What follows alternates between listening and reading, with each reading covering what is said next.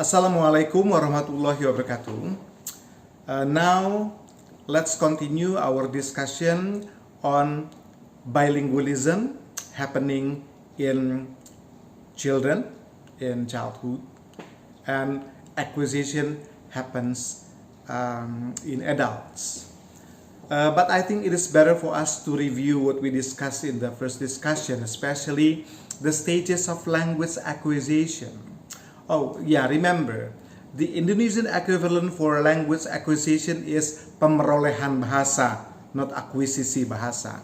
Okay, yeah, when language acquisition happens actually, yeah, it happens when the baby in his or her mother's womb is already alive. Based on Islamic point of view, so the baby already starts his or her life when he or she is already 4 months old in his or her mother's womb. Okay, so the language inputs is perceived by the baby. So again, language acquisition happens already. Okay, so the language acquisition happens through listening to language input. Okay, that is the reason why I underline that. So please give good language input to the baby inside. Okay, when the baby is already born, so the baby develops his or her speech organ, is still developing his or her speech organ. That is the reason why. So the sound produced by the baby is not clear enough whether the sound is consonant or diphthong. You still remember consonant and diphthong. And then the period is called cooing period. In Indonesian language, it is called berdekut. Okay, cooing is berdekut. So it happens from the baby was born, the baby is born until around he or she is 3 months old. When the baby is already 6 months old, so the baby is already in the level of babbling. In Indonesian, it is called berceloteh. When he or she is already 1 year old, around 1 year old, so it is not the exact time, can be less, can be more. So the baby is already at the stage of 1-word stage. Okay, I think it is better for you to read or go over the books again. And then when the baby is already 1.5 years, 18 months, he or she is already in the level of 2-word stage. So when he or she is already able to combine words into phrases or into a clause, into phrases or into a clause, or even sentence. We already discussed what is meant by word, phrase, clause, and sentence in syntax, right? Okay. And then when the baby, not the baby, when the child is already 30 months old, when the baby is already 2.5 years old, he or she is already in the level of multi-word states. The child is already able to produce the language with adult syntax, with adult structure of utterance. Okay, I would like to underline here, when we are talking about language, let's say if someone claims that he or she is, when he or she master a certain language, so it means that he or she is able to listen in that language. I mean, listen the utterances in that language. And then the second is he or she is able to speak, to produce the language. And then he or she is also able to read the written form of that language, and he or she is also able to write in that language by using the writing system applied by that language. Okay, let me repeat. So there are 4 language skills. The first is listening, the second is speaking, the third is reading, and the fourth is writing. Please don't mix up this, because why? Because based on the what you call that language acquisition theory, so it should happen first. Not it should, it happens first naturally. Listening happens first. Okay, when the baby is still in his or her mother's womb, listening happens. And then speaking happens later when the baby already starts listening. So the baby starts speaking when he or she is born. And then through the stages that I have mentioned before. And then reading is later. So when the child, not the baby, when the child already goes to school. And then the students at school can learn, can practice writing when they are already exposed to reading activities, exposed to the system of the writing system of that language. And then from reading, so they can be carried out, I mean they can be brought into the activity of writing. Again, I'm telling you, there are 4 language skills: listening, speaking, reading, and writing. The order cannot be mixed up. And then in order that a speaker can produce or can understand the language properly, so there are 2 other elements, 2 other aspects that a speaker should pay attention to, or I mean should have. So they should have mastery of vocabulary, and they also have to have mastery on grammatical rules of that language. Okay, 4 language skills supported by 2 elements, namely vocabulary mastery and mastery of grammatical rules. Okay, talking about the language skills, 2 of them, speaking and reading, are productive. Okay, meanwhile listening and reading are receptive. Okay, so please don't use active and passive.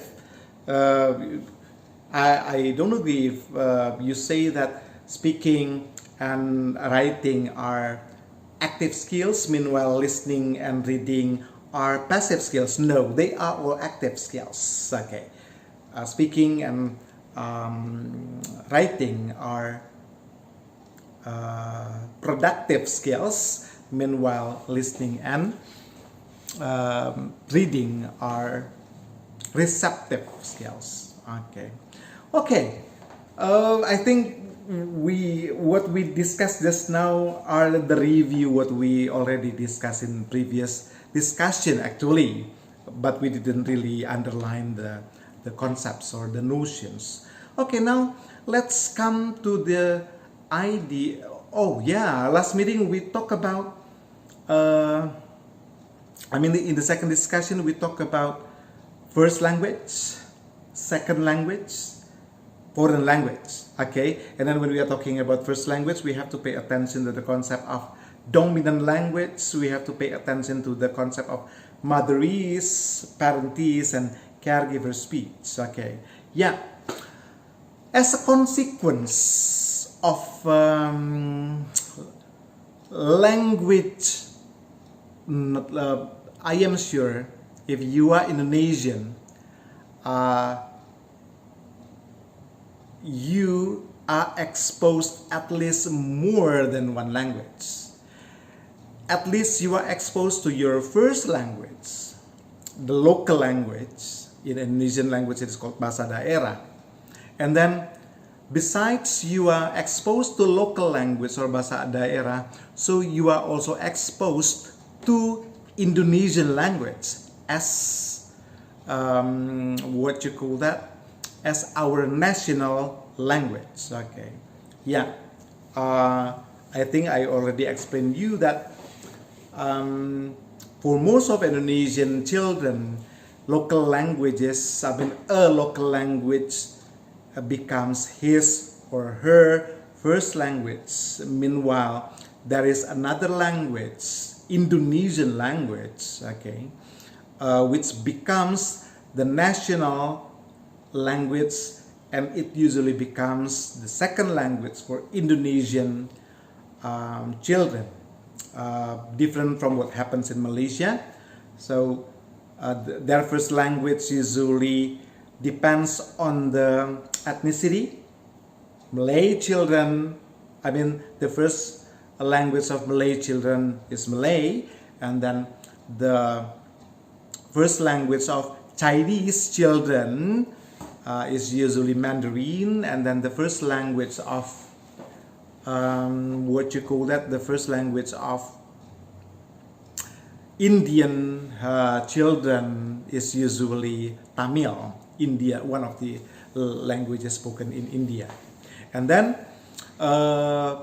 yes, the instructional language in schooling in Malaysia is Malay, but English is also widely spoken in Malaysia. And then I would like to say that English already becomes the second language for Malaysian children, but not the second language for Indonesian children. The second language of Indonesian children are Indonesian. And what about English in Indonesian for Indonesian children, for Indonesian students? Yes, English only becomes the foreign language for us. Okay, not only for the children. I think it's okay. Yeah. We can see that Indonesian children at least speak two languages. Okay, their first language, the local language, in Indonesian language, as the instructional language used in schooling. The official language used in administrative matters. The language used in mass media. Okay, so we can say that most of Indonesian children are bilingual. Okay, and then bilingualism happens not only to children, also to Indonesian adults. Okay, yeah, so we can say that the first language of Indonesian children is their local language usually, and then they also speaks Indonesian language, and it means that they are bilingual. And then there is a joke actually in the United States. Okay, so if you are so what is the definitions of monolingual person? Monolingual is American, because American citizens are usually monolingual. They only speak English, but not really. So it is just a joke, because people in southern part, okay, southwest part of US, which is bordered to Mexico, they speak Spanish. Okay, and then I would like to say, yes, so although most of Americans are monolingual, but at least they are bidialectal. Okay, that is the difference between, there is bilingual and also bidialectal. So I can give you an example of bidialectal. So you already get well informed with the concept of language versus dialect, right? Okay, so language are two different language code. Okay, so the speaker of language A and the speakers of language A and the speakers of language B do not understand each other when they speak in their own languages. But when speaker A, I mean the members of the language A and then language X and language Y, but when they still understand, I mean the mutual intelligibility between them are still high, so actually they are not different languages, but they are still two different language variations of one language, and then the variation is called dialects. Okay, for example, so if someone let's say Kang Dadang, for example, Kang Dadang is from Menes, Banten, and then Kang Dadang goes to Bandung, comes to live in Bandung, and there is also Kang Ujang. Kang Ujang comes from Ciamis, from Banjar, you know Banjar, right? Now it is Banjar, but previously it was Ciamis. Kang Dadang from Menes, Banten, and then Kang Ujang comes from Banjar. They meet in Bandung, in the capital city of Tatar Sunda, I mean the center of Tatar Sunda, and then they speak in their own language. Kang Dadang speaks in his Menes language, and then Kang Ujang also speaks in his Banjaris, okay, Banjar language. The question is, do they still understand each other? Inshallah, yes, because they speak in different, for example, Kang Ujang say sabara jing hijina, something like that, okay. So, but I don't know the dialect of Banjar. I know the dialect of Menes. Okay, so there are some differences between this language spoken by Kang Dadang and the language spoken by Kang Ujang, but they still understand. I mean, the mutual intelligibility, the understanding between them when they speak in their own language are still high. Different case happens when Kang Ujang, which is from Banjar, comes to Majenang. Majenang is a place in what you call that Cilacap. So the distance between Banjar and Majenang are only around 20 kilometers. I don't know for sure. Yeah, around 20 kilometers. But when Kang Ujang comes to Majenang and then he meets Kang Wasro, for example, Kang Wasro speaks aja kayak ku ya nyong ngomongnya kayak kia nggak ngapa kok kepenak jari ini. So Kang Ujang and Kang Wasro speaks in his own own language, and they do not understand each other anymore. So it means that they speak in two different languages. Okay, yeah, let's say I think what I would like to explain is about bidialectal. Bogorians claim that they are not as halus as Priangan people. So they admit that, I mean, Bogorians admit that their language is not as halus as the language spoken by Priangan people. And I am sure if you are Bogorians, every day you speak in your Bogorian language, Bogorian dialect, not language, and then once you go to Bandung, you try to change your accent. You still speak in Sudanese, but your accent is your accent changes. You start to say samo, okay.